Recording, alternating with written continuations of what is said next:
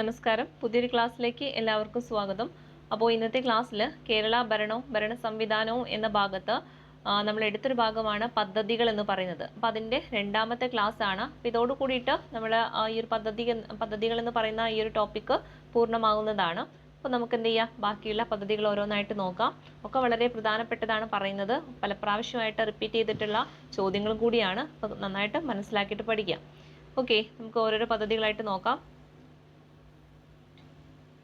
First മെഡിസെപ്പിനെ കുറിച്ചിട്ടാണ് പറയുന്നത് അല്ലേ. അപ്പോൾ മെഡിസെപ്പ് പരീക്ഷയ്ക്ക് സ്ഥിരം ക്വസ്റ്റ്യൻ ആയിരുന്നു.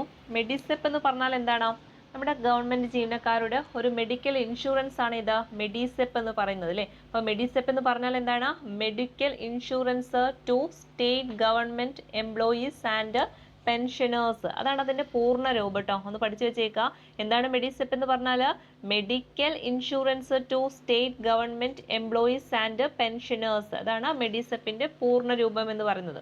അതായത് സർക്കാർ ജീവനക്കാർക്ക് കൊടുക്കുന്ന ഒരു ഇൻഷുറൻസ് ആണ്, മെഡിക്കൽ ഇൻഷുറൻസ് ആണ് ഇത് മെഡിസെപ്പ് എന്ന് പറയുന്നത്.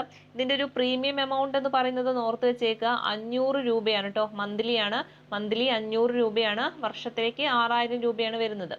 അതുപോലെ ഇവർക്ക് കൊടുക്കുന്ന ഒരു കവറേജ് എന്ന് പറയുന്നത് 3 ലക്ഷം രൂപയാണ് കേട്ടോ. അതും കൂടി ഒന്ന് മനസ്സിലാക്കി വെച്ചേക്കുക. വർഷം 3 ലക്ഷം രൂപയുടെ ഇൻഷുറൻസ് കവറേജ് ആണ് ഈ ഒരു മെഡിസെപ്പിലൂടെ കിട്ടുന്നത്. ഓക്കെ, അപ്പൊ മെഡിസെപ്പ് എന്ന് പറഞ്ഞാൽ എന്താണ്? Full name medical insurance to state government employees and pensioners. ഓർത്ത് വെച്ചേക്കണം. എന്താണ് ഇത്? ഒരു മെഡിക്കൽ ഇൻഷുറൻസ് ആണ്. ആർക്കാണ്? ഗവൺമെന്റ് ജീവനക്കാർക്കുള്ളതാണ്. ഇനി അടുത്തൊരു പദ്ധതിയിലോട്ട് പോകാം. എന്താണ്? മൃതസഞ്ജീവനി അല്ലേ. ഇതും ചോദിക്കുന്ന ഒരു ക്വസ്റ്റ്യൻ ആണ്. മൃതസഞ്ജീവനി എന്തുമായി ബന്ധപ്പെട്ടതാണ്? അതിനു മുമ്പ് മൃതസഞ്ജീവനിയുടെ ബ്രാൻഡ് അംബാസിഡർ എന്ന് ചോദിച്ചാൽ അതാരാണ്? അത് നമ്മുടെ മോഹൻലാൽ ആണ് കേട്ടോ. അതും കൂടി ഒന്ന് മനസ്സിലാക്കി വെക്കുക. അതും ചോദിക്കുന്നതാണ്. മൃതസഞ്ജീവനിയുടെ ബ്രാൻഡ് അംബാസിഡർ എന്ന് പറയുന്നത് മോഹൻലാൽ ആണ്. ഇനി എന്താണ് മൃതസഞ്ജീവനി എന്ന പദ്ധതി കൊണ്ട് അർത്ഥമാക്കുന്നത്? അതായത് മസ്തിഷ്ക മരണം സംഭവിച്ചവരുടെ അവയവങ്ങൾ ദാനം ചെയ്യാനുള്ള സംസ്ഥാന ആരോഗ്യ വകുപ്പിന്റെ പദ്ധതിയാണ് ഇത് മൃതസഞ്ജീവനി എന്ന് പറയുന്നത്. ഓക്കെ, അപ്പൊ മസ്തിഷ്ക മരണമൊക്കെ സംഭവിച്ചു കഴിഞ്ഞാൽ ആ മരിച്ച വ്യക്തിയുടെ അവയവങ്ങൾ എന്ത് ചെയ്യുക? ദാനം ചെയ്യലേ. അതുമായി ബന്ധപ്പെട്ടിട്ടുള്ള ഒരു പദ്ധതിയാണ് ഇത് മൃതസഞ്ജീവനി എന്ന് പറയുന്നത്. പഠിച്ചു വെച്ചേക്കണം. ഇനി അടുത്തത് മംഗല്യാണ്. അടുത്തൊരു പദ്ധതിയാണ് ഇത് മംഗല്യ അല്ലെ. മംഗല്യ എന്ന് പറയുമ്പോൾ തന്നെ നമുക്കറിയാലേ, ഒരു കല്യാണവുമായി ബന്ധപ്പെട്ടതാണ്. അതായത് ഇവിടെ ആരാണ്?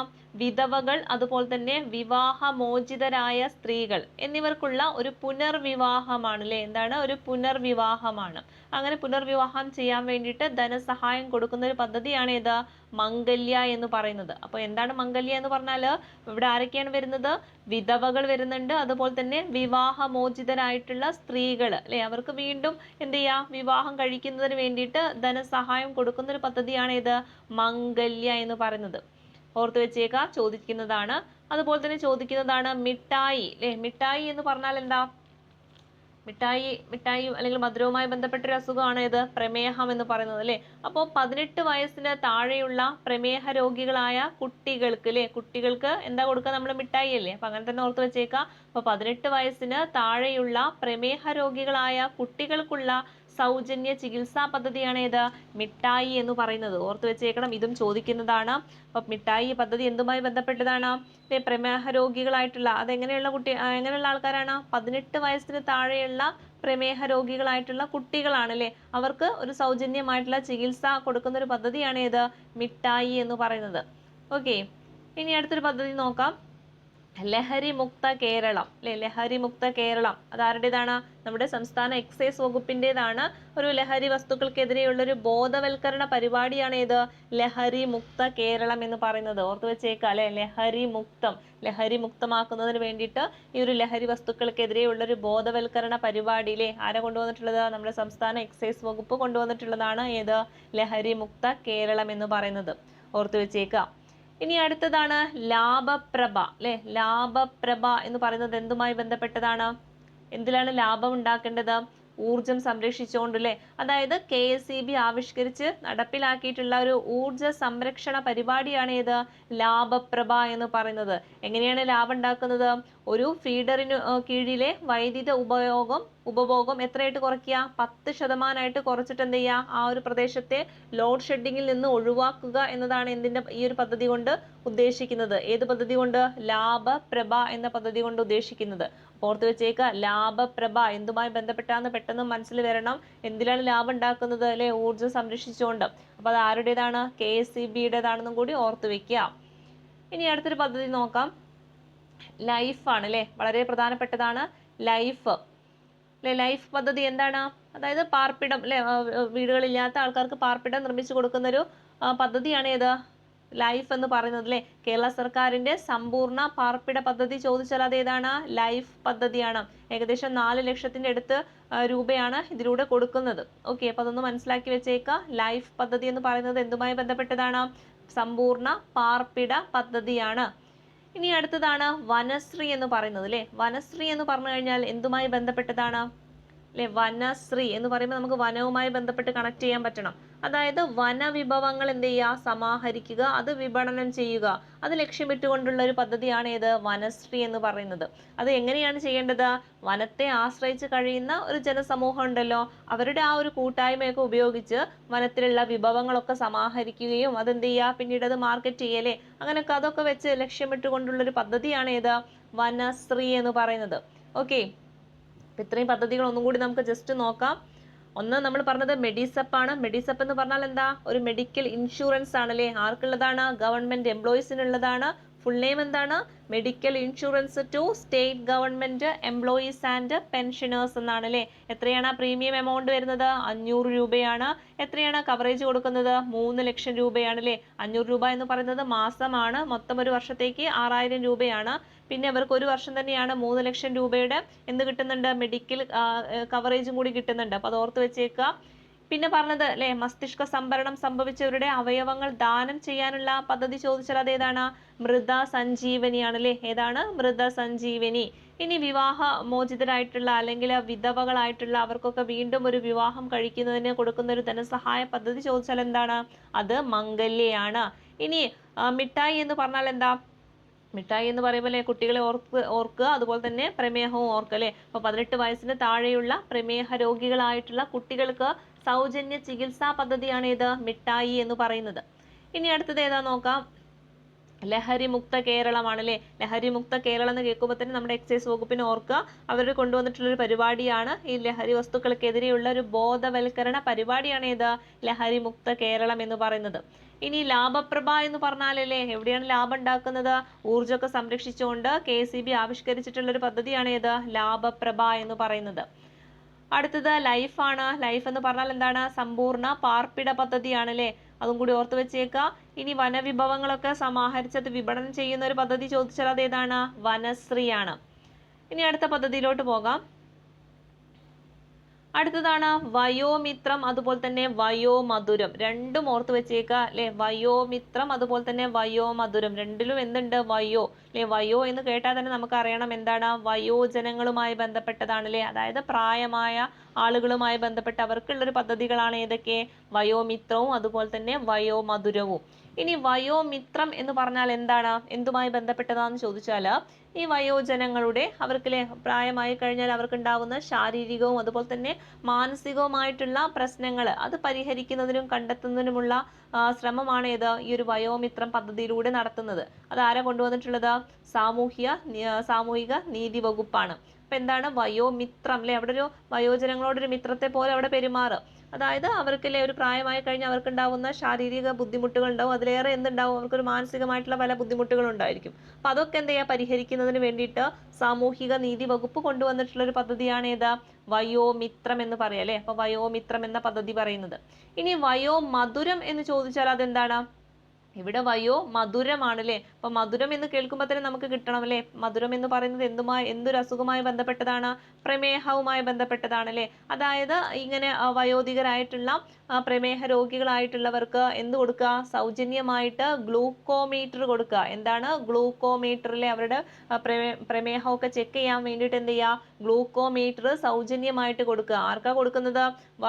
വയോജനങ്ങൾക്കാണ് അല്ലെ. പ്രായമായ ആൾക്കാർക്കാണ് അതും എങ്ങനത്തെ ആൾക്കാർക്കാണ്? BPL വിഭാഗക്കാരായിരിക്കണം കേട്ടോ. അവര് BPL ആയിരിക്കണം, അതായത് സാമ്പത്തികമായിട്ട് പിന്നാക്കം നിൽക്കുന്ന ആൾക്കാരായിരിക്കണം. അപ്പൊ അവർക്കായിരിക്കണം എന്ത് കൊടുക്കേണ്ടത്? ഗ്ലൂക്കോമീറ്റർ കൊടുക്കേണ്ടത്. പ്രമേഹ രോഗികളായിരിക്കണം, അതും കൂടി ഓർത്ത് വെച്ചേക്കുക. ആർക്കാണ്? വയോജനങ്ങളും കൂടിയാണെന്ന് മനസ്സിലാക്കി വെക്കുക. അപ്പോൾ വയോമധുരമാണെങ്കിലും വയോമിത്രമാണെങ്കിലും ഒക്കെ ആർക്കാണ്? വയോജനങ്ങൾക്ക് വേണ്ടിയിട്ടുള്ളതാണ്. ഇനി അടുത്തതാണ് വാത്സല്യനിധി.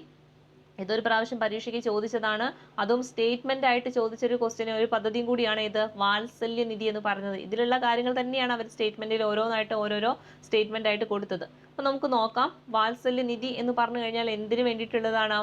അതായത് പട്ടികജാതി ദമ്പതികൾക്ക് അല്ലെ, അവർക്ക് ഉണ്ടാവുന്ന പെൺകുട്ടികൾക്ക് എന്ത് ചെയ്യാം?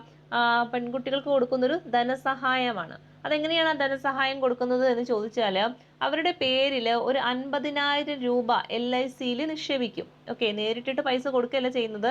അവരുടെ പേരിൽ എന്ത് ചെയ്യാം? 50,000 രൂപ LICയിൽ നിക്ഷേപിക്കും. അതായത് പട്ടികജാതി ക്ഷേമ വകുപ്പാണ് അങ്ങനെ നിക്ഷേപിക്കുക. അതെന്ത് ചെയ്യുന്നു? ആ കുട്ടി വലുതായി 18 വയസ്സ് പൂർത്തിയാകുന്നതോട് കൂടിയിട്ട് എന്ത് ചെയ്യാം? ആ പൈസ എടുക്കാം അല്ലെ. അതെന്തിനു വേണ്ടിയിട്ടാവണം? ആ കുട്ടിയുടെ വിവാഹത്തിനോ അല്ലെങ്കിൽ ഉന്നത വിദ്യാഭ്യാസത്തിനു വേണ്ടിയിട്ടായിരിക്കണം. അപ്പൊ ഈ പൈസ എടുക്കുന്ന സമയത്ത് എന്താവും? ഈ 50,000ത്തിന്റെ കൂടെ തന്നെ അതിന് പലിശയും കൂടി കിട്ടിയിട്ടുണ്ടാവും. അപ്പൊ അതിന് വേണ്ടിയിട്ട് കൊണ്ടുവന്നിട്ടുള്ള ഒരു പദ്ധതിയാണ് ഏത്? വാത്സല്യ നിധി എന്ന് പറയുന്നത്. ഓർത്ത് വെച്ചേക്കണം, വാത്സല്യ നിധി ആർക്ക് വേണ്ടിയിട്ടുള്ളതാണ്? പട്ടികജാതിയിൽ പെട്ടിട്ടുള്ള പെൺകുട്ടികൾക്ക് വേണ്ടിയിട്ട് കൊണ്ടുവന്നതാണ് കേട്ടോ. ഓർത്ത് വെച്ചേക്കണം, പെൺകുട്ടികൾക്കാണെന്നും കൂടി ഓർത്ത് വെക്കുക. ഏത് പെൺകുട്ടികൾക്കാണ്? പട്ടികജാതിയിൽ ജനിച്ചിട്ടുള്ള പെൺകുട്ടികൾക്കായിരിക്കണം. ആ കുട്ടികൾക്ക് നേരിട്ടിട്ട് പൈസ കൊടുക്കല്ല, അല്ലെങ്കിൽ ആ ഫാമിലിക്ക് കൊടുക്കല്ല ചെയ്യുന്നത്. അവരുടെ പേരിൽ എന്ത് ചെയ്യാണ്? ഒരു 50,000 രൂപ LICയിൽ നിക്ഷേപിക്കുകയാണ് ചെയ്യുന്നത്. അതെന്ത് ചെയ്യുന്നു? 18 വയസ്സായി കഴിഞ്ഞാൽ ആ കുട്ടിയുടെ വിവാഹത്തിനോ അല്ലെങ്കിൽ അതിന്റെ ഉന്നത വിദ്യാഭ്യാസത്തിന് വേണ്ടിയിട്ടോ ആ പണം ഉപയോഗിക്കും അല്ലേ. അപ്പൊ എടുക്കുന്ന സമയത്ത് എന്ത് കിട്ടും? അത്രയും വർഷത്തെ പലിശയും കൂടി ചേർന്നിട്ടായിരിക്കും കിട്ടുക. അപ്പൊ ആ ഒരു പദ്ധതിയാണ് ഏത്? വാത്സല്യ നിധി എന്ന് പറയുന്നത്. ഓക്കെ, ഇനി അടുത്തതാണ് VCAN എന്ന് പറയുന്നത് അല്ലേ. VCAN എന്താണ്? അതും ഒരു ലഹരി വിരുദ്ധ ബോധവൽക്കരണ പരിപാടിയാണ്. അതായത് സ്കൂൾ കുട്ടികളിലെ സ്കൂൾ കുട്ടികൾക്കിടയിൽ നടത്തുന്ന ഒരു ലഹരി വിരുദ്ധ ബോധവൽക്കരണ പരിപാടി ചോദിച്ചാൽ അത് ഏതാണ്? VCAN ആണ് കേട്ടോ. ഓർത്ത് വെച്ചേക്കുക, VCAN എന്ന് പറയുന്നത് ആർക്ക് വേണ്ടിയിട്ടുള്ളതാണ്? സ്കൂൾ കുട്ടികൾക്കാണ് അല്ലേ. സ്കൂൾ കുട്ടികൾ ഓരോ ദിനം പ്രതി എന്ത് ചെയ്യുന്നുണ്ട്? അങ്ങനെ ലഹരിക്ക് അടിമയായിക്കൊണ്ടിരിക്കുകയാണ്. അപ്പൊ അവരൊക്കെ എന്ത് ചെയ്യുക? ലഹരിയിൽ നിന്നൊക്കെ മോചിപ്പിക്കുന്നതിന് വേണ്ടിയിട്ട് ലഹരി വിരുദ്ധ ബോധവൽക്കരണ പരിപാടികൾ കൊണ്ടുവരിക. അത് ഏത് പദ്ധതിയിലൂടെയാണ്? VCAN പദ്ധതിയിലൂടെയാണെന്നൊക്കെ മനസ്സിലാക്കി വെക്കുക. ഇനി അടുത്തൊരു പദ്ധതി നോക്കാം, വിമുക്തിയാണ് അല്ലെ. വിമുക്തി നമ്മൾ പഠിക്കുന്നതാണ് എക്സൈസിന്റെ സ്പെഷ്യൽ ടോപ്പിക്സിൽ. വിമുക്തി എന്ന് പറയുമ്പോൾ എന്താണ്? എക്സൈസ് വകുപ്പിന്റെ ആഭിമുഖ്യത്തിൽ കൊണ്ടുവന്നിട്ടുള്ള ഒരു ബോധവൽക്കരണ പരിപാടിയാണ് ഏത്? വിമുക്തി എന്ന് പറയുന്നത്. ഓക്കെ, അപ്പൊ എന്താണ്? ആരുടെ കീഴിലാണ് വരുന്നത്? എക്സൈസ് വകുപ്പിന്റെ ആണെന്ന് ഓർത്ത് വെച്ചേക്കുക. എക്സൈസ് വകുപ്പിന്റെ ആഭിമുഖ്യത്തിൽ നടക്കുന്ന ലഹരി വിരുദ്ധ ബോധവൽക്കരണ പരിപാടി ചോദിച്ചാൽ അത് ഏതാണ്? വിമുക്തിയാണ്. ഓർത്ത് വെച്ചേക്കുക. ഓക്കെ, അപ്പൊ ഇപ്പൊ പറഞ്ഞിട്ടുള്ള പദ്ധതികൾ ഒന്നും കൂടി നോക്കാം. വയോമിത്രം, വയോമധുരം എന്തുമായി ബന്ധപ്പെട്ടതാണ്? വയോജനങ്ങളുമായി ബന്ധപ്പെട്ടതാണ്. വയോമിത്രമാണെങ്കിലോ ഈ വയോജനങ്ങളുടെ ശാരീരികവും മാനസികവുമായിട്ടുള്ള പ്രശ്നങ്ങളൊക്കെ പരിഹരിക്കുന്നതിന് വേണ്ടിയിട്ട് കൊണ്ടുവന്നിട്ടുള്ള പദ്ധതിയാണ്.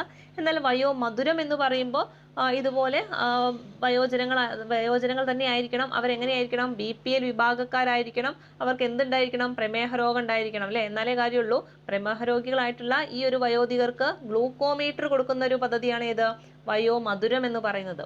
പിന്നെ വാത്സല്യ നിധി എന്ന് പറഞ്ഞത് എന്താണ്? പട്ടികജാതിയിൽപ്പെട്ട പെൺകുട്ടികൾക്ക് കൊടുക്കുന്നൊരു ധനസഹായ പദ്ധതിയാണ് ഏത്? വാത്സല്യ നിധി എന്ന് പറയുന്നത്. VCAN എന്ന് പറയുന്നത് ലഹരി വിരുദ്ധ ബോധവൽക്കരണ പരിപാടിയാണ്. സ്കൂൾ കുട്ടികൾക്കിടയിലാണ് ഇത് നടത്തുന്നത്. അതുപോലെ തന്നെയാണ് വിമുക്തി എന്ന് പറയുന്നതും എന്താണ്?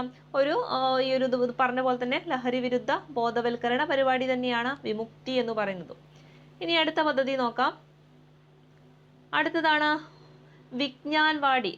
ഓക്കെ, അതും പ്രധാനപ്പെട്ടതാണ്. വിജ്ഞാൻ വാടി അല്ലെ. വിജ്ഞാൻ വാടി എന്തുമായി ബന്ധപ്പെട്ടതാണ്? പട്ടികജാതി കോളനികളോടനുബന്ധിച്ച് ഇന്റർനെറ്റ് സൗകര്യത്തോടു കൂടിയ കമ്പ്യൂട്ടർ, ലൈബ്രറി, വായനശാല എന്നിവയൊക്കെ സജ്ജീകരിക്കുന്ന ഒരു പദ്ധതിയാണ് ഏത്? വിജ്ഞാൻ വാടി. ഒരു പ്രാവശ്യം ചോദിച്ചതാണ്. അപ്പൊ വിജ്ഞാൻ വാടി എന്തുമായി ബന്ധപ്പെട്ടതാണ് ചോദിച്ചാൽ എന്താണ്? പട്ടികജാതി കോളനിയോടനുബന്ധിച്ച് അവർക്ക് എന്ത് ചെയ്യാം? അവർക്ക് ഇന്റർനെറ്റ് സൗകര്യത്തോട് കൂടിയിട്ട് കമ്പ്യൂട്ടറും അതുപോലെ തന്നെ ലൈബ്രറി, വായനശാല അങ്ങനെയുള്ള സജ്ജീകരണങ്ങളൊക്കെ ഒരുക്കുന്ന ഒരു പദ്ധതിയാണ് ഏത്? വിജ്ഞാൻ വാടി എന്ന് പറയുന്നത്. ഓർത്തു വെച്ചേക്കണം, എന്താണ്? വിജ്ഞാൻ വാടി. അടുത്തതാണ് വിദ്യായാത്ര അല്ലെ. വിദ്യായാത്ര എന്തുമായി ബന്ധപ്പെട്ടതാണ്? ഇതുപോലെ തന്നെ പട്ടികജാതി പട്ടികവർഗ വിഭാഗങ്ങളിലെ വിദ്യാർത്ഥികൾക്കായിട്ട് നടത്തുന്ന ഒരു സൈക്കിൾ വിതരണ പദ്ധതിയാണ് ഏത്? വിദ്യായാത്ര എന്ന് പറയുന്നത് അല്ലേ. ഇവിടെ ഓർത്തിരിക്കുക, യാത്ര അല്ലെ, യാത്ര എന്ന് പറയുമ്പോൾ ഇവിടെ സൈക്കിളായിട്ട് ഓർത്ത് വെക്കാം. അപ്പോൾ വിദ്യായാത്ര എന്ന് പറഞ്ഞാൽ ആർക്ക് വേണ്ടിയിട്ടുള്ളതാണ്? പട്ടികജാതി പട്ടികവർഗ വിഭാഗങ്ങളിലെ വിദ്യാർത്ഥികൾക്ക് എന്താ കൊടുക്കുന്നത്? സൈക്കിളിലെ സൈക്കിള് വിതരണം ചെയ്യുന്ന ഒരു പദ്ധതിയാണ് ഏത്? വിദ്യായാത്ര എന്ന് പറയുന്നത്. ഓക്കെ, അപ്പൊ വിജ്ഞാൻ വാടി ആണെങ്കിലോ പട്ടികജാതി കോളനിയോടനുബന്ധിച്ച് എന്തൊക്കെ കൊടുക്കുന്നവർക്ക്? ഇന്റർനെറ്റ് സൗകര്യത്തോട് കൂടിയിട്ട് കമ്പ്യൂട്ടറും ലൈബ്രറി വായനശാല അതൊക്കെ സജ്ജീകരിക്കുക, അതാണ് വിജ്ഞാൻ വാടി അല്ലെ. വിദ്യായാത്ര എന്ന് പറയുമ്പോൾ എന്താണ്? യാത്രയാണ് അല്ലെ. യാത്രയ്ക്ക് വേണ്ടിയിട്ട് സൈക്കിളാണ് ഉപയോഗിക്കുന്നത്. അപ്പോൾ പട്ടികജാതി പട്ടികവർഗ വിഭാഗങ്ങളിലെ വിദ്യാർത്ഥികൾക്ക് നടത്തുന്ന ഒരു സൈക്കിൾ വിതരണ പദ്ധതി ചോദിച്ചാൽ അത് ഏതാണ്?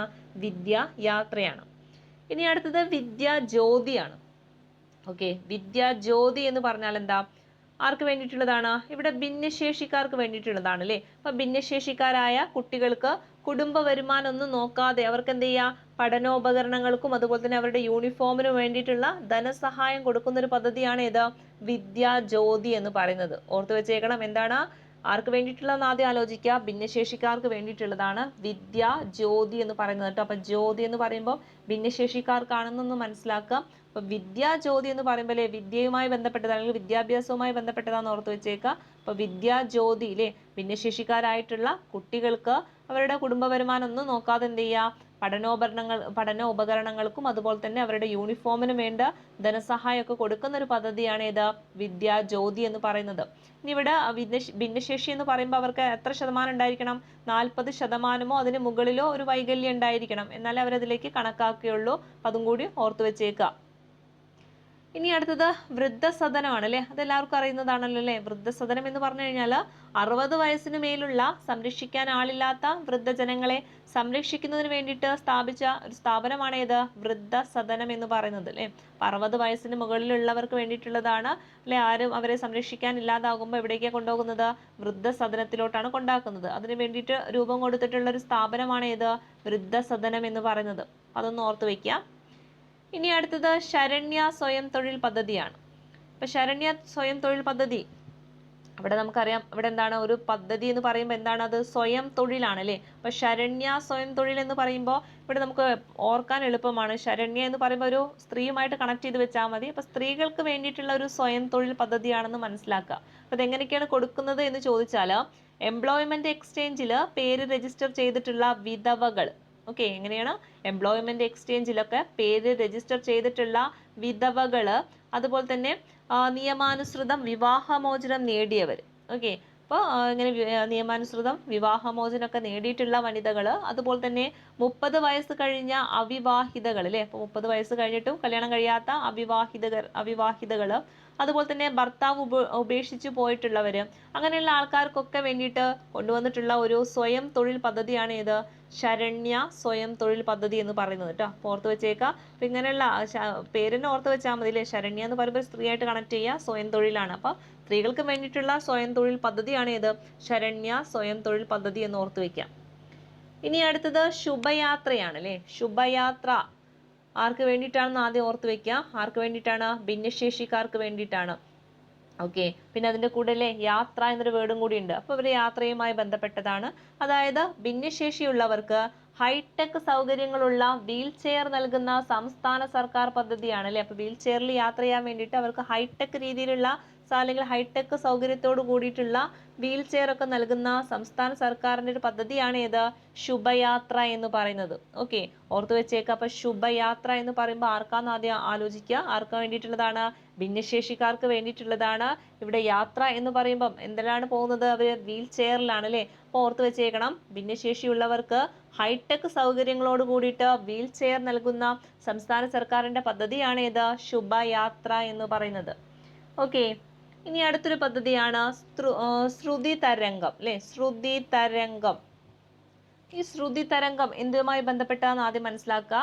അതായത് ശ്രവണ വൈകല്യമുള്ളവരില്ലേ, അതായത് നമുക്ക് കേൾക്കാനും ബുദ്ധിമുട്ടുള്ള ആൾക്കാരുണ്ടാവും, കേൾവി ശക്തി ഇല്ലാത്ത ആൾക്കാരുണ്ടാവും. അപ്പോൾ അവർക്ക് വേണ്ടിയിട്ടുള്ളതാണ്. അപ്പോൾ ശ്രവണ വൈകല്യമുള്ള 5 വയസ്സ് വരെ പ്രായമുള്ള കുട്ടികൾക്ക് സമ്പൂർണ്ണ കോക്ലിയർ ഇംപ്ലാന്റേഷനിലൂടെ ശ്രവണശേഷി നൽകുന്ന ചികിത്സാ പദ്ധതിയാണ് ഏത് ശ്രുതി തരംഗം എന്ന് പറയുന്നത്. ഓക്കെ, ഇവിടെ ശ്രദ്ധിക്കേണ്ടത് 5 വയസ്സിന് താഴെയുള്ള കുട്ടികളായിരിക്കണം. അപ്പോൾ ശ്രവണ വൈകല്യമുള്ള, അതായത് കേൾവി കുറവുള്ള 5 വയസ്സിന് താഴെ അല്ലെ, 5 വയസ്സിന് അല്ലെങ്കിൽ 5 വയസ്സ് വരെ പ്രായമുള്ള കുട്ടികൾക്ക് അവർക്ക് എന്ത് ചെയ്യുക, സമ്പൂർണ്ണമായിട്ട് ആ ഒരു കോക്ലിയർ ഇംപ്ലാന്റേഷനിലൂടെ ശ്രവണശേഷി ലഭ്യമാക്കുന്ന ഒരു പദ്ധതിയാണ് ഇത് ശ്രുതി തരംഗം എന്ന് പറയുന്നത്.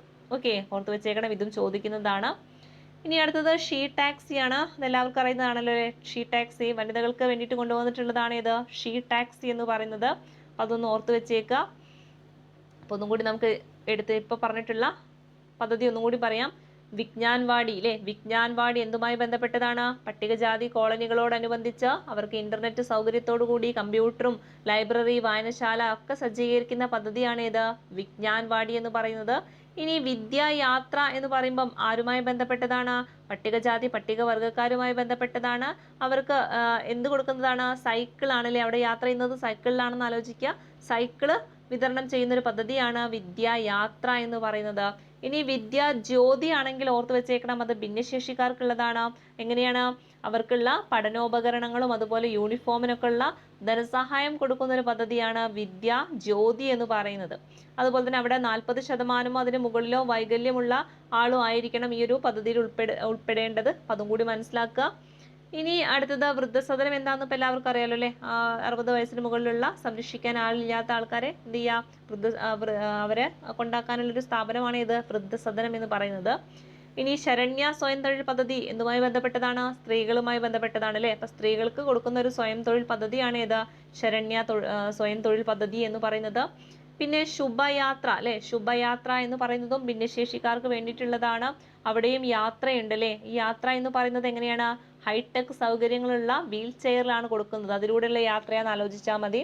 അപ്പൊ ശുഭയാത്ര ആർക്ക് വേണ്ടിയിട്ടാണ്? ഭിന്നശേഷിക്കാർക്ക് വേണ്ടിയിട്ടാണ്, ഓർത്ത് വെക്കുക. ശ്രുതി തരംഗാണെങ്കിൽ എന്താണ്? അവർക്കിലെ സമ്പൂർണ്ണമായിട്ടുള്ള കോക്ലിയർ ഇംപ്ലാന്റേഷൻ ആണ് അവിടെ കൊടുക്കുന്നത്. അത് 5 വയസ്സിന് താഴെയുള്ള കുട്ടികളാണെന്നും കൂടി ഓർത്ത് വെക്കുക. ഇനി അടുത്ത് നമുക്ക് നോക്കാനുള്ളത് ഷീ ബോക്സ് ആണ്. വളരെ പ്രധാനപ്പെട്ടതാണ് ഷീ ബോക്സ് അല്ലെ. ഷീ ബോക്സ് എന്ന് പറയുമ്പോൾ, ഷീ എന്ന് പറയുമ്പോൾ സ്ത്രീകളാണ് അല്ലെ. അപ്പൊ ഷീ ബോക്സ് എന്നാൽ അവർക്ക് വേണ്ടിയിട്ട് ഒരു ബോക്സ് ആണ് സ്ഥാപിച്ചിട്ടുള്ളത്. അപ്പൊ ബോക്സ് എന്തിനാ സ്ഥാപിച്ചിട്ടുള്ളത്? ജോലി സ്ഥലങ്ങളിൽ സ്ത്രീകൾ നേരിടുന്ന ലൈംഗിക അതിക്രമങ്ങളെ കുറിച്ചിട്ട് പരാതിപ്പെടാൻ വേണ്ടിയിട്ട് കേന്ദ്ര സർക്കാർ ആവിഷ്കരിച്ചിട്ടുള്ള ഒരു പദ്ധതിയാണ് ഇത് ഷീ ബോക്സ് എന്ന് പറയുന്നത്. അതായത് അവർക്ക് എന്ത് ചെയ്യാൻ പറ്റും? ഈ ഒരു ബോക്സിലൂടെ അവരുടെ പരാതി അവിടെ എന്ത് ചെയ്യാം, രേഖപ്പെടുത്താനായിട്ട് പറ്റും. അപ്പോൾ ഒരു ഓൺലൈൻ പോർട്ടാണ് ഇത് ഷീ ബോക്സ് എന്ന് പറയുന്നത് കേട്ടോ. ഓർത്ത് വെച്ചേക്കണം, എന്താണ്? ഒരു ഓൺലൈൻ പോർട്ടലാണ് ഇത് ഷീ ബോക്സ് എന്ന് പറയുന്നത്. അവർക്ക് എന്ത് ചെയ്യാൻ പറ്റും? അവർക്കുള്ള പരാതികളൊക്കെ എന്ത് ചെയ്യാൻ പറ്റും? ഈ ഒരു ഓൺലൈനിലൂടെ, ഈ ഒരു പോർട്ടലിലൂടെ അല്ലെങ്കിൽ ഷീ ബോക്സിലൂടെ എന്ത് ചെയ്യാൻ പറ്റുമോ? പരാതികളൊക്കെ അവിടെ പരാതിപ്പെടാവുന്നതാണ്. അപ്പോൾ ഷീ ബോക്സ് ഓർത്ത് വെച്ചേക്ക് ആരുമായി ബന്ധപ്പെട്ടതാണ്? സ്ത്രീകളുമായി ബന്ധപ്പെട്ടതാണ്. അവർ വർക്ക് ചെയ്യുന്ന അല്ലെങ്കിൽ ആ ജോലി ചെയ്യുന്ന സ്ഥലത്ത് അവർ നേരിടേണ്ടി വരുന്ന ലൈംഗിക അതിക്രമങ്ങളെ കുറിച്ചിട്ടൊക്കെ പരാതിപ്പെടാൻ വേണ്ടിയിട്ട് കേന്ദ്ര സർക്കാർ കൊണ്ടുവന്നിട്ടുള്ളൊരു ഓൺലൈൻ പോർട്ടലാണ് ഇത് ഷീ ബോക്സ് എന്ന് പറയുന്നത്. ഓക്കെ, ഇനി അടുത്തത് ഷീ ലോഡ്ജുകളാണ് അല്ലേ. ഷീ ലോഡ്ജുകൾ അതും ആർക്ക് വേണ്ടിയിട്ട് തന്നെയാണ്? സ്ത്രീകളാണ് അല്ലേ. ഷീ എന്ന് പറയുമ്പോൾ തന്നെ സ്ത്രീകളാണ്. അവർക്ക് വേണ്ടി കൊണ്ടുവന്നിട്ടുള്ളതാണ് ഇത് ലോഡ്ജുകൾ.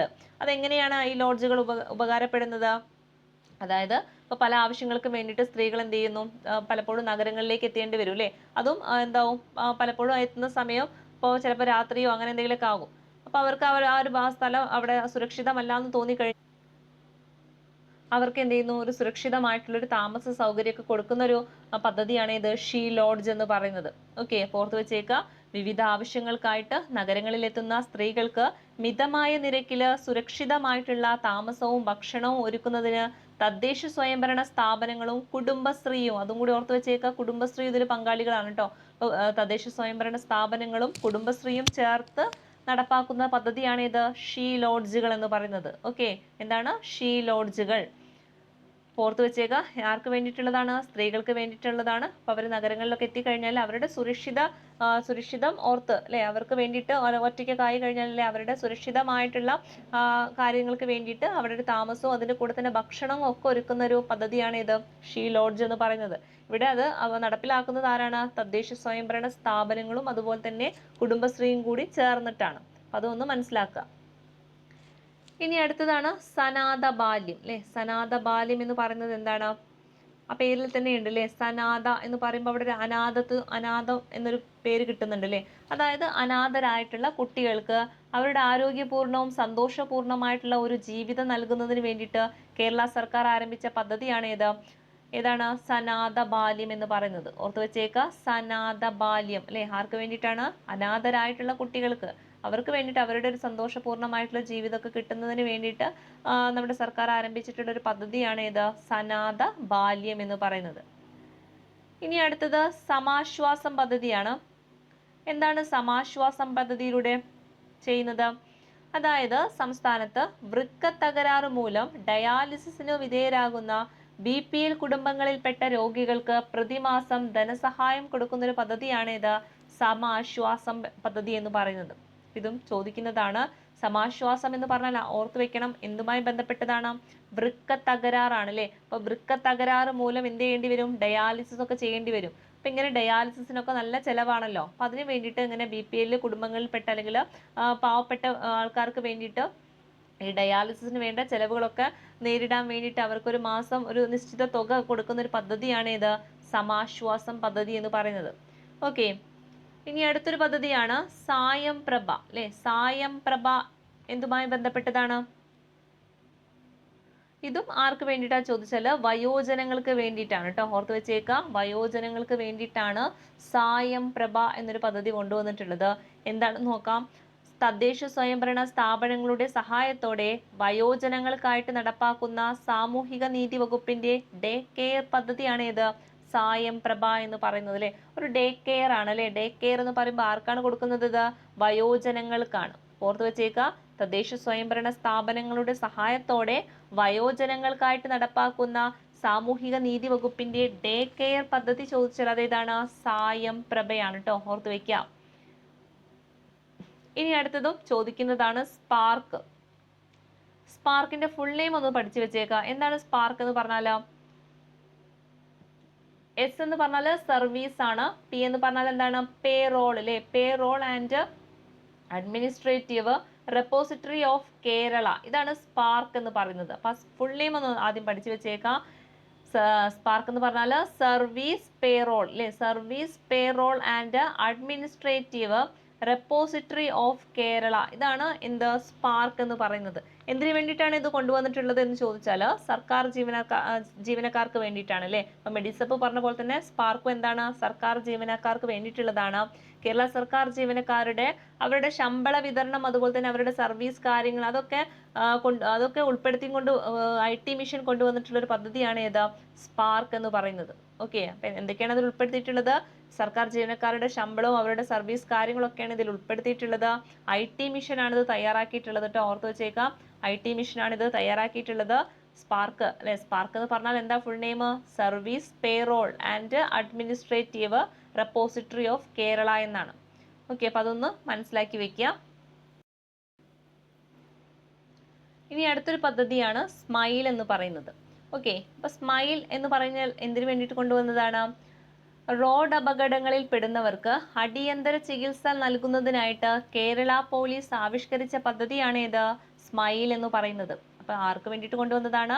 റോഡ് അപകടങ്ങളിലൊക്കെ പെടുന്നവർക്ക് അവർക്ക് എന്ത് ചെയ്യണം? അടിയന്തര സഹായം കൊടുക്കണം അല്ലെ. അടിയന്തരമായിട്ടുള്ള ചികിത്സ കൊടുക്കണം. അപ്പൊ ഇങ്ങനെ അടിയന്തര ചികിത്സ നൽകുന്നതിന് വേണ്ടിയിട്ട് കേരള പോലീസ് ആവിഷ്കരിച്ച പദ്ധതിയാണ് സ്മൈൽ എന്ന് പറയുന്നത്. ഇനി ആ സ്മൈലിന്റെ ഫുൾ ഫോമും കൂടി ഒന്ന് പഠിച്ചു വെച്ചേക്കാം. എന്താണ്? സ്കാംലെസ് അല്ലെ. എസ് എന്ന് പറഞ്ഞാൽ seamless medical intervention for life care and emergency അല്ലെ. എമർജൻസി ഓർത്ത് വെച്ചേക്കണം. സ്മൈലിന്റെ ഫുൾ നെയിം എന്താണ്? Seamless medical intervention for life care and emergency എന്നാണ്. അപ്പൊ അത് ഓർത്ത് വെച്ചേക്കാം. എന്തിനു വേണ്ടി കൊണ്ടുവന്നതാണ്? റോഡ് അപകടങ്ങളിലൊക്കെ പെടുന്നവർക്ക് അടിയന്തരമായിട്ടുള്ള ചികിത്സ കൊടുക്കുന്നതിന് വേണ്ടിയിട്ട് കേരള പോലീസ് ആവിഷ്കരിച്ച ഒരു പദ്ധതിയാണ് സ്മൈൽ എന്ന് പറയുന്നത്. ഓക്കെ, ഇനി അടുത്തൊരു പദ്ധതിയാണ് സ്നേഹപൂർവം പദ്ധതി. ഇതും ചോദിക്കുന്നതാണ്. സ്നേഹപൂർവം അല്ലെ. സ്നേഹപൂർവം പദ്ധതി ആർക്ക് വേണ്ടിയിട്ട് കൊണ്ടുവന്നതാണ്? അതായത് മാതാപിതാക്കളിൽ ഒരാൾ മരിക്കുകയും മറ്റേ ആൾക്ക് എന്ത് ചെയ്യാൻ പറ്റില്ല, ഈ കുട്ടീനെ അവരുടെ കുട്ടീനെ എന്ത് ചെയ്യാൻ പറ്റില്ല, കൃത്യമായിട്ട് അല്ലെങ്കിൽ നന്നായിട്ട് സംരക്ഷിക്കാൻ പറ്റാതെ വരുന്ന സ്ഥിതി, അല്ലെങ്കിൽ സാമ്പത്തികമായിട്ട് വളരെ മോശമായിട്ടുള്ള സ്ഥിതിയിലായിരിക്കുന്ന സമയത്ത് അവർക്ക് കൊടുക്കുന്ന ഒരു ധനസഹായമാണ് സ്നേഹപൂർവം പദ്ധതി എന്ന് പറയുന്നത്. ഓക്കെ, അതായത് ഇപ്പം മാതാപിതാക്കളിൽ ആരെങ്കിലും ഒരാൾ മരിക്കുക, ഒന്നെങ്കിൽ മാതാവോ അല്ലെങ്കിൽ പിതാവോ മരിച്ചു കഴിഞ്ഞാൽ ബാക്കിയുള്ള ആൾ, ഇപ്പം മാതാവാണെങ്കിൽ മാതാവ് അല്ലെങ്കിൽ പിതാവാണെങ്കിൽ പിതാവ്, അയാൾക്ക് എന്ത് ചെയ്യാൻ പറ്റുന്നുണ്ടാവില്ല, അവരുടെ കുട്ടീനെ അല്ലെ, അവരുടെ കുട്ടീനെ എന്ത് ചെയ്യാൻ പറ്റില്ല, കൃത്യമായിട്ട് അല്ലെങ്കിൽ നന്നായിട്ട് നോക്കാൻ പറ്റില്ല, അതിനുള്ള സാമ്പത്തിക സ്ഥിതി ഒന്നും അവർക്ക് ഇല്ല എന്ന് വിചാരിക്കുക. അങ്ങനെയുള്ളവർക്ക് കൊടുക്കുന്ന ഒരു പദ്ധതിയാണ് ഏത്, അല്ലെങ്കിൽ അങ്ങനെയുള്ളവർക്ക് ധനസഹായം കൊടുക്കുന്ന ഒരു പദ്ധതിയാണ് ഏത്, സ്നേഹപൂർവം പദ്ധതി എന്ന് പറയുന്നത്. ഓക്കെ, അപ്പൊ അതൊന്ന് മനസ്സിലാക്കുക. ഇനി അടുത്തത് സ്നേഹ സാന്ത്വനമാണ്. ഇതും വളരെ പ്രധാനപ്പെട്ടതാണ്, ഒരുപാട് പ്രാവശ്യം റിപ്പീറ്റ് ചെയ്ത ക്വസ്റ്റ്യൻ ആണ്. സ്നേഹ സാന്ത്വനം എന്ന് പറഞ്ഞാൽ എന്തിനു വേണ്ടി കൊണ്ടുവന്നതാണ്, എൻഡോസൾഫാൻ ദുരിതബാധിതരായിട്ടുള്ള വൈകല്യം സംഭവിച്ചവർക്കും അതിന്റെ ഭാഗമായിട്ട് കിടപ്പിലായവർക്കൊക്കെ ധനസഹായം കൊടുക്കുന്ന ഒരു പദ്ധതിയാണ് ഏത്, സ്നേഹ സാന്ത്വനം എന്ന് പറയുന്നത്. ഓർത്തു വെച്ചേക്കണം, സ്നേഹ സാന്ത്വനം എന്തുമായി ബന്ധപ്പെട്ടതാണ്, എൻഡോസൾഫാൻ ദുരിതബാധിതരായിട്ട് വൈകല്യം സംഭവിച്ചവർക്കും അതുപോലെ തന്നെ കിടപ്പിലായവർക്കൊക്കെ കൊടുക്കുന്ന ഒരു ധനസഹായ പദ്ധതിയാണ് ഏത്, സ്നേഹ സാന്ത്വനം എന്ന് പറയുന്നത്. അടുത്തത് സ്നേഹസ്പർശമാണ്. അതും ചോദിക്കുന്നതാണ്. രണ്ടെണ്ണം ഒരേ ഇതിൽ വരുന്നുണ്ട് കേട്ടോ. സ്നേഹസ്പർശം 2 പദ്ധതികൾ വരുന്നുണ്ട്. അപ്പൊ ഒന്നാമത്തേത് നോക്കാം. ഒന്നാമത്തേത് പറയുന്നത് ആദിവാസി സ്ത്രീകളുടെ ക്ഷേമത്തിന് വേണ്ടിയിട്ട് കൊണ്ടുവന്നിട്ടുള്ളതാണ് ഏത്, സ്നേഹസ്പർശം എന്ന് പറയുന്ന ഒരു പദ്ധതി. ഓക്കെ, ആർക്ക് വേണ്ടിയിട്ടാണ്, ആദിവാസി സ്ത്രീകൾക്ക് വേണ്ടിയിട്ടാണ്, അവരുടെ ക്ഷേമത്തിനൊക്കെ വേണ്ടിയിട്ട് അല്ലെങ്കിൽ അവരുടെ സുരക്ഷിതത്വത്തിനൊക്കെ വേണ്ടിയിട്ട് കൊണ്ടുവന്നിട്ടുള്ള ഒരു പദ്ധതിയാണ് സ്നേഹസ്പർശം. അതുപോലെ തന്നെയാണ് മറ്റൊന്ന് സ്നേഹസ്പർശം പദ്ധതി വേറെ രീതിയിൽ പറയുന്നത്, ചൂഷണത്തിന് വിധേയരായിട്ടുള്ള അമ്മമാരാകുന്ന അവിവാഹിതരായിട്ടുള്ളവർക്ക് അവരുടെ ജീവിതം അല്ലെങ്കിൽ അവരുടെ ഒരു എന്താണ് സാമ്പത്തികമായിട്ടുള്ള ബുദ്ധിമുട്ടുകളൊക്കെ നേരിടുമ്പോൾ അതിന് കൊടുക്കുന്ന അല്ലെങ്കിൽ അവരെയൊക്കെ പുനരധിവസിപ്പിക്കാൻ വേണ്ടിയിട്ടൊക്കെ കൊണ്ടുവന്നിട്ടുള്ള ഒരു പദ്ധതിയാണ് ഏത്, സ്നേഹസ്പർശം പദ്ധതി എന്ന് പറയുന്നത് കേട്ടോ. അപ്പൊ രണ്ടും സ്നേഹസ്പർശമാണ്. ഒന്നാമത് ആദിവാസി സ്ത്രീകളാണ്, ആദിവാസി സ്ത്രീകളുടെ അവരുടെ ക്ഷേമത്തിനും അവരുടെ സുരക്ഷിതത്വമൊക്കെ ഉറപ്പുവരുത്തുന്നതിന് വേണ്ടിയിട്ട് കേരള സർക്കാർ കൊണ്ടുവന്നിട്ടുള്ള പദ്ധതിയാണ്. അതുപോലെ തന്നെ മറ്റൊരു സ്നേഹസ്പർശം പദ്ധതി എന്ന് പറയുന്നത് ഏതാണ്, രണ്ടും ഏകദേശം ഒരേ മീനിങ് ആണ് വരുന്നത് അല്ലേ, അതായത് സ്ത്രീകളുമായി ബന്ധപ്പെട്ടതാണ്. അതായത് അവരൊക്കെ ചൂഷണത്തിനൊക്കെ വിധേയരായി കഴിഞ്ഞാൽ, ഇപ്പോൾ എന്താണ് കല്യാണം കഴിയാതെ അമ്മമാരൊക്കെ ആയി കഴിഞ്ഞാൽ അവരുടെ സാമ്പത്തിക സഹായത്തിനും അതുപോലെ തന്നെ അവരൊന്ന് പുനരധിവസിപ്പിക്കുന്നതിനൊക്കെ വേണ്ടിയിട്ട് സാമൂഹ്യ നീതി വകുപ്പ് കൊണ്ടുവന്നിട്ടുള്ള പദ്ധതിയാണ് ഇത് സ്നേഹസ്പർശം എന്ന് പറയുന്നത്. ഓക്കെ, അതൊന്ന് മനസ്സിലാക്കുക, ചോദിക്കുന്നതാണ്. ഇനി അടുത്തത് സ്നേഹിതയാണ്. സ്നേഹിത എന്ന് പറയുന്നത് എന്തുമായി ബന്ധപ്പെട്ടതാണ്, ഇതുപോലെ തന്നെ അല്ലെ, അക്രമത്തിനിരയാവുന്ന സ്ത്രീകൾക്കും കുട്ടികൾക്കും ആവശ്യമായിട്ടുള്ള സഹായം ലഭ്യമാക്കുന്നതിനുള്ള പദ്ധതി ചോദിച്ചാൽ അത് ഏതാണ്, സ്നേഹിതയാണ് കേട്ടോ. ഇതും എന്താണ്, സ്ത്രീകളുമായി ബന്ധപ്പെട്ടതാണ്. ഇപ്പൊ 3 പറഞ്ഞത് എന്താണ്, സ്ത്രീകളുമായി ബന്ധപ്പെട്ടതാണ് അല്ലെ. അതായത് സ്നേഹസ്പർശം 2 പറഞ്ഞു, ആദിവാസി മേഖലയിലും പറയുന്നുണ്ട്, അതുപോലെ തന്നെ ചൂഷണത്തിന് ഇരയായിട്ടുള്ളവരെയും പറയുന്നുണ്ട്. പിന്നെ അതുപോലെ തന്നെ ആക്രമണത്തിനിരയായിട്ടുള്ള സ്ത്രീകളും അതുപോലെ തന്നെ കുട്ടികൾക്കും അവർക്ക് വേണ്ടിയിട്ടുള്ള ധനസഹായം കൊടുക്കുന്ന പദ്ധതിയാണ് ഇത് സ്നേഹിത എന്ന് പറയുന്നത്. ഓക്കെ, അപ്പോൾ ഒക്കെ കൃത്യമായിട്ട് മനസ്സിലാക്കി വെക്കുക. ഇതൊക്കെ റിപ്പീറ്റ് ചെയ്ത് വരുന്ന ക്വസ്റ്റ്യൻസ് ആണ് കേട്ടോ. ഇനി അടുത്തത് സാഫല്യമാണ്. സാഫല്യം എന്ന് പറഞ്ഞു കഴിഞ്ഞാൽ കുറച്ച് വ്യത്യസ്തമായിട്ട് ഇവിടെ എന്താണ്, വീടൊക്കെ വെച്ച് കൊടുക്കുന്ന ഒരു പദ്ധതിയാണ്. അതായത് വീട് വസ്തുവൊന്നും ഇല്ലാത്തവർക്ക് വീടെന്ന രീതിയിലല്ല കൊടുക്കുന്നത്, ഫ്ലാറ്റ് ആയിട്ടാണ് കൊടുക്കുന്നത് അല്ലേ. അപ്പൊ ഫ്ലാറ്റുകളൊക്കെ നിർമ്മിച്ച് കൊടുക്കുന്ന ഒരു പദ്ധതി ചോദിച്ചാൽ അത് ഏതാണ്, സാഫല്യമാണ്. അതായത് വീടും വസ്തു ഒന്നും ഇല്ലാത്ത ആൾക്കാർ, ഇപ്പൊ വീടും സ്ഥലം ഒന്നും ഇല്ലാത്ത ആൾക്കാർക്ക് അവർക്ക് എന്ത് ചെയ്യാം, ഫ്ലാറ്റ് നിർമ്മിച്ചു കൊടുക്കുക. ആ ഒരു പദ്ധതിയാണ് ഇത് സാഫല്യം എന്ന് പറയുന്നത് കേട്ടോ. ഓർത്തു വെച്ചേക്കുക, സാഫല്യം. ഇനി അടുത്തൊരു പദ്ധതിയാണ് സാന്ത്വനം.